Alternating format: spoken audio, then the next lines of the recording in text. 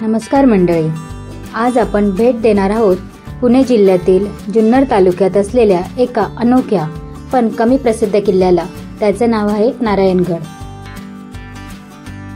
आम्ही सकाळी 4 वाजता स्कूटी घेऊन कल्याणवरून जुन्नरकडे जायला निघालो. सकाळचे वातावरण खूपच प्रसन्न करणारे होते.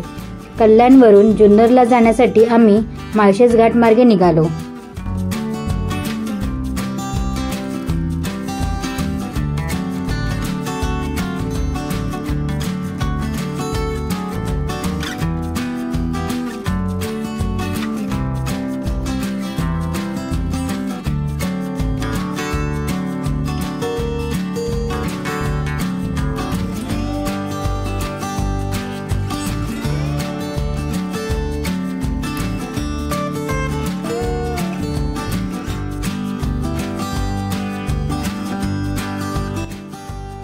इथले धबधबे, दर्या, धुके आणि शांत हवा अगदी मन मोहून टाकते.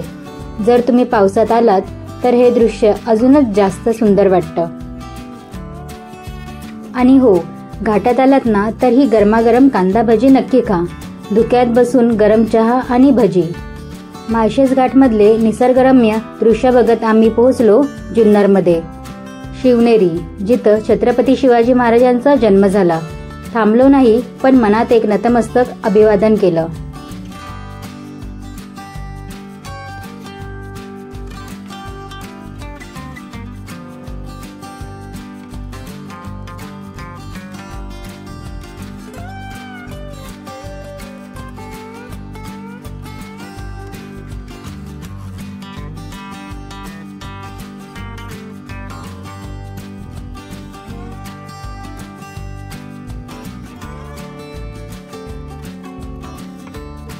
जुन्नरमध्ये गुरुदत्त मिसळ खाऊन आम्ही पुढच्या प्रवासाला निघालो.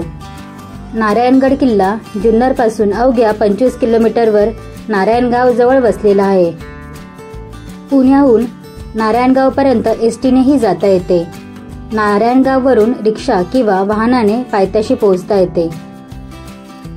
किल्ल्याच्या पायथ्याशी असलेल्या मुकाईदेवी मंदिरापासून सिमेंटने बांधलेल्या पायऱ्यांनी 10 मिनिटे चढल्यावर कातळकोरीव पायऱ्या लागतात.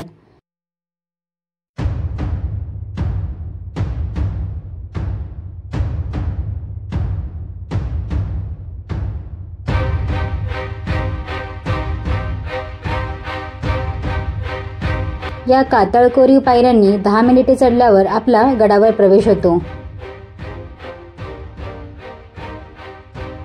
गडावर प्रवेश केल्यावर उजव्या आणि डाव्या बाजूला टेकडी दिसते. पायऱ्या चढून डाव्या बाजूला गेल्यावर कातळात कोरलेले एक टाके लागते आणि आणखी थोडे पुढे गेल्यावर उजव्या बाजूला वाड्याचे अवशेष आहेत. यात शरपशिल्प कोरलेले 2 दगड आणि द्वारपट्टीवर कोरलेल्या गणपतीची सुंदर छोटीशी मूर्ती आहे.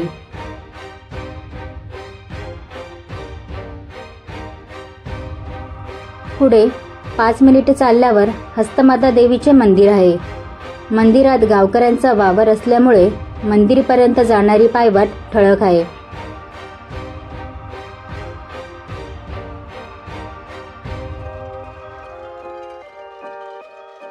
गावकऱ्यांनी हस्तमातेचे नवीन सिमेंटचे मंदिर बांधलेले आहे. त्या सिमेंटच्या कळसाखाली देवीचे जुने दगडी मंदिर अजूनही शाबूत आहे. साधारण 4 फूट उंच असलेल्या या गाभाऱ्यात देवीचा तांदळा आणि हस्तमातेची मूर्ती आहे.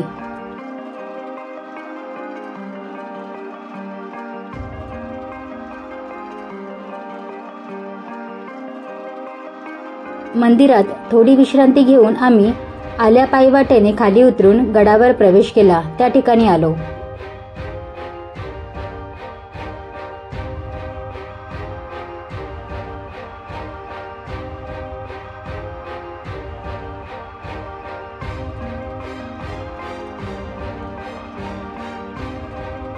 चालत गेल्यावर उजव्या बाजूला एक खांब टाके दिसते.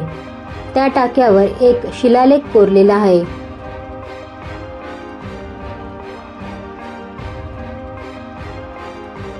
सह्याद्रीच्या डोंगर रांगेत उभा असलेला हा किल्ला आजही आपली ओळख जपून आहे. नारायणगड किल्ल्याची निर्मिती यादव काळखंडात झाल्याचे सांगितले जाते. मात्र मुघल आणि पेशव्यांच्या काळातही या किल्ल्याचे महत्त्व टिकून होते.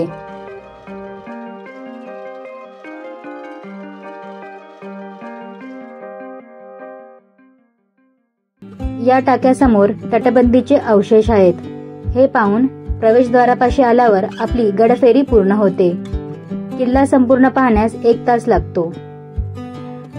किल्ल्यावर फार मोठ्या इमारती नाहीत, पण जुन्या तटबंदीचे अवशेष, टाकं आणि बुरुज पाहायला मिळतात.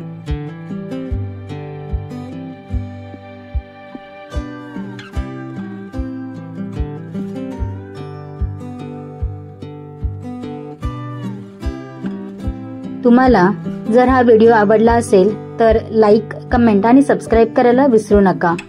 परत भेटूया पुढच्या व्लॉगमध्ये. तोपर्यंत गडकोटांचे जतन करा आणि स्वाभिमानाने त्यांचा अभिमान बाळगा. जय शिवराय.